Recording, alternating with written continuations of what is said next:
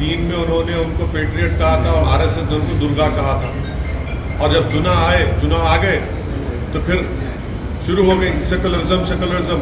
अब कह रही हैं कि आरएसएस में अच्छे लोग हैं।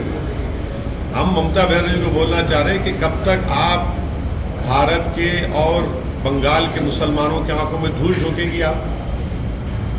आरएसएस का जो मेंबर होता है, जो सुबह में ओथ लेता है, वो ममता बनर्जी पढ़ के सुनाए। हाँ, ये अलग बात है कि जनियोदारो एक हो रहे हैं तो हम कुछ नहीं कर सकते, मगर ये क्या बात है? आरएसएस को आप तारीफ कर रहे हैं और फिर मुसलमानों को बोलते हैं कि भाजपा को रोकने वोट दो, कि आरएसएस भाजपा में फर्क है कोई?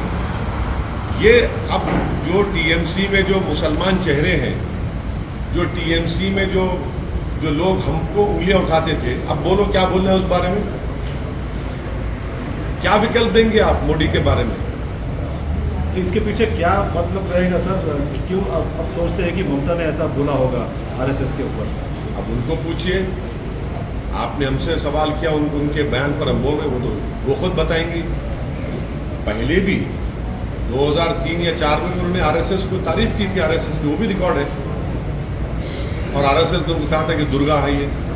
तो अचानक ये मोहब्बत पैदा हो गई, तो इसका मतलब है शुरू से मोहब्बत थी, या फिर ईडी का डर? नहीं, शुरू से मोहब्बत थी, मगर हम लोग, हमारे आंखों पर पर्दा पड़ा हुआ है ना सेकुलरिज्म का, हमारे आंखों पर सेकुलरिज्म का पर्दा पड़ा हुआ है।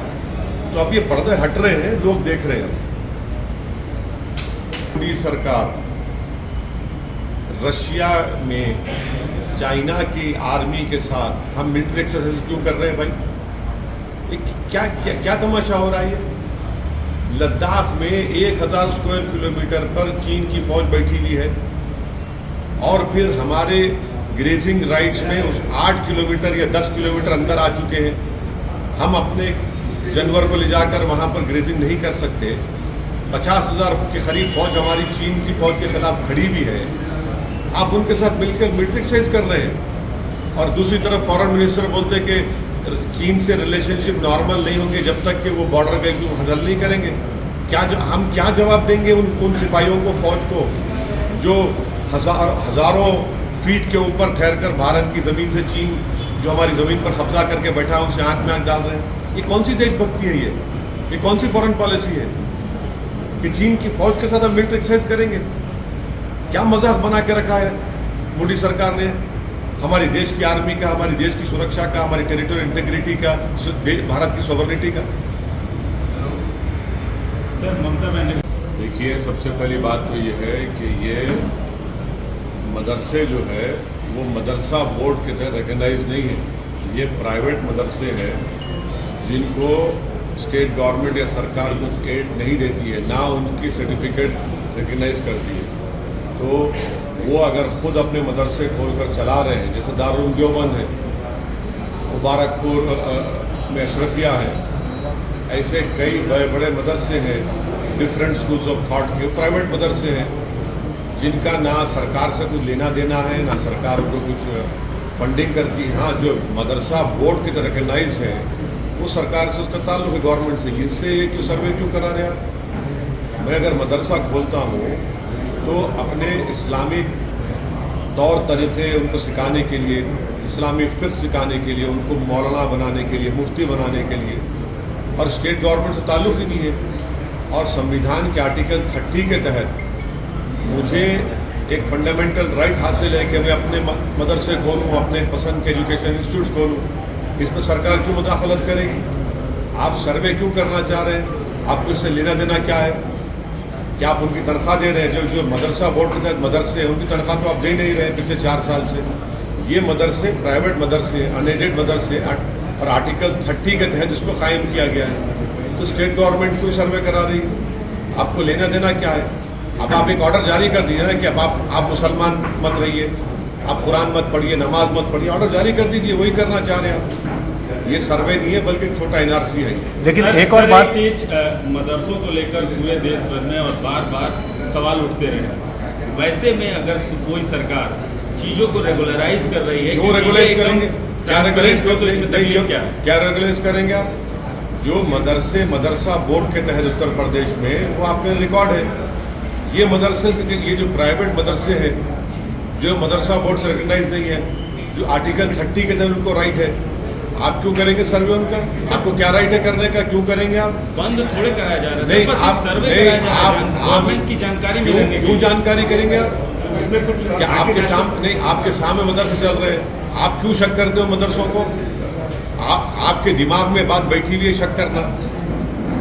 आपके कल एक ऑर्डर, आप सर्वे करके बोलेंगे नहीं यहाँ पर नमाज नहीं पढ़ो मदरसे में, आप कहेंगे नहीं कुरान मत पढ़ो। अरे भाई ऑर्डर जारी कर दो ना, बोल दो, तुम सब बोल दो कि हम मुसलमान नहीं है। ये करना चाह रहे मकसद आप हरास करना चाह रहे मुसलमानों को। लेकिन जो रिकॉग्नाइज मदरसे हैं सर, रिकॉग्नाइज मदरसे की बात नहीं कर कर रहे रहा हैं सर, हूँ, वो मदरसा एजुकेशन बोर्ड अलग है, ये प्राइवेट मदरसे हैं। मदरसा एजुकेशन बोर्ड अलग है, ये प्राइवेट मदरसे हैं जो भारत के संविधान के आर्टिकल 30 के तहत मुझे खोलने का पूरा इख्तियार हासिल है। आप उसमें इंटरफेयर नहीं हो सकते, आपको कोई राइट नहीं सरकार को इंटरफेयर करने का उसमें। आप क्यों करेंगे? क्या पैसे ले रहे, क्या आपसे कुछ ले रहे कर रहे? ये मदरसा हमारा है। आप ये छोटा एनआरसी है, मैं तो कहूँगा ये नहीं सर, अगर चाहे उसमें ये भी कहा गया है कि कई मदरसों में एंटी नेशनल एक्टिविटीज भी होती और हैं। एंटी नेशनल है। जिहाद के बारे में कहाँ बताया जाता कहाँ है। एंटी नेशनल है? बताओ कहाँ एंटी नेशनल है? इतनी बेशर्मी से कह रहे हैं कि हम आज़ादी के 75 साल का अमृत उत्सव मना रहे हैं। जो यही मदरसों ने इस मुल्क को आज़ाद करवाया, आज आप उनको शक की निगाहों से देख रहे हैं। ये आप खराज अकीदत पेश कर रहे हैं, होमेज पेश कर रहे हैं उन मुजाहिदीन आज़ादी को जो इन मदरसों से निकल कर भारत को आज़ाद करवाए थे। बेशर्मी की हद हो गई है सर। लेकिन एक अच्छी बात भी है, जो रिकॉग्नाइज मदरसे हैं उनको अच्छी फैसिलिटी देने की भी बात हो रही है, जैसे टीचर्स है। सुनिए आपको झूठ बोला जा रहा है। सच्चाई ये है कि जो मदरसा एजुकेशन बोर्ड के तहत मदरसे हैं जिसमें पंडित लोग वहाँ पर मैथ्स और साइंस पढ़ाते हैं, कभी जाकर गाजियाबाद में इंटरव्यू लीजिए, 2-2 साल से तनख्वाह नहीं मिली उन लोगों को, 2-2 साल तनख्वाह नहीं मिल रही उन लोगों को, तनख्वाह नहीं दे रहे आप। वो तनख्वाह क्यों नहीं दे रहे आप ये प्राइवेट मदरसों पे आप आ गए जो मदरसा बोर्ड से ताल्लुक ही नहीं है। अरे जो मदरसा बोर्ड में है उनको तनख्वाह तो दो तुम, ना सेंट्रल मोदी गवर्नमेंट दे रही है ना योगी गवर्नमेंट तनख्वाह दे रही है उनको, वहाँ जो टीचर्स पढ़ा रहे हैं। ये प्राइवेट मदरसे हैं, आप क्यों सर्वे करेंगे? आपका मकसद एक ही है कि हरास करना, मुसलमानों को, इस्लाम को बदनाम करना, जो आप नफरत करते हैं। कल आप ऑर्डर पास कर दो ना भाई, कुरान नहीं मत पढ़ो, नमाज मत पढ़ो, यही करना चाह रहे हैं आप। आपका मकसद यही है। सर आपने एक ट्वीट किया, विद्यार्थी हैं और एक सांसद भी हैं, इसको कैसे देखते? इस बारे में तो जो दो मुख्यमंत्री बैठे थे वही बताएंगे। मैं ना मुख्यमंत्री हूँ ना संतरी हूँ, मैं एक पॉलिटिकल पार्टी का सिपाही हूँ और बैठ के सब देख रहा हूँ। कई मसलों पे आप हाँ नहीं बोल रहा हूँ ना, का समर्थन करते हैं, नहीं देखिए तारीफ करते हैं। ये दोनों मुख्यमंत्री बता पाएंगे, हम क्यों बता पाएंगे उस बारे में?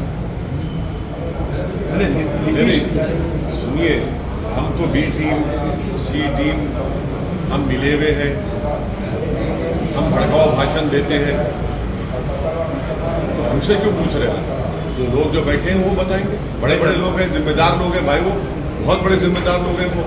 लेकिन नीतीश कुमार उठ गए, इसके ऊपर आप कैसे देखते हैं? अपने मुख्यमंत्री बात कर रहे थे, एक अपनी बात रख रहे थे, लेकिन नीतीश कुमार जैसे ही क्वेश्चन आया कि अगले प्रधानमंत्री अपोजिशन की तरफ से क्यों हो गए, एकदम से उठ गए। अब वो नीतीश कुमार साहब बता पाएंगे। एक प्रदेश का मुख्यमंत्री बैठा हुआ है जो वहाँ पर मेहमान है, आप खड़े हो गए तो मेरे को नहीं मालूम, मैं कैसा बोलूँ भाई इन बातों पर? लेकिन कैसा एक मेहमान, आप मेहमान नवाजी अच्छी तरह से जानते हैं सर। हम तो आपके साथ बैठे ना, उठे तो नहीं हैं आप, हम कैसा बताएंगे? हम क्या बोल पाएंगे? वो दोनों मुख्यमंत्री बता पाएंगे। आप हमारे केसीआर साहब से पूछिए, जब आएंगे उनसे मिलकर पूछिए, आप वो बताएंगे आपको। नीतीश कुमार केसीआर साहब से पूछेंगे, लेकिन नीतीश कुमार का ये प्रकार मैं क्या बोलूँगा उसमें? एकदम से उठ जाना मेरे को यानी अनईजी है क्या? क्योंकि वो चाहते हैं कि प्रधानमंत्री उम्मीदवार वही रहे, ऐसा आप समझते हैं? नहीं मालूम वो क्या क्या चाहते हैं, उनको ही पता, उनको ही मालूम होगा क्या चाहते हैं क्या नहीं चाहते, मुझे नहीं मालूम।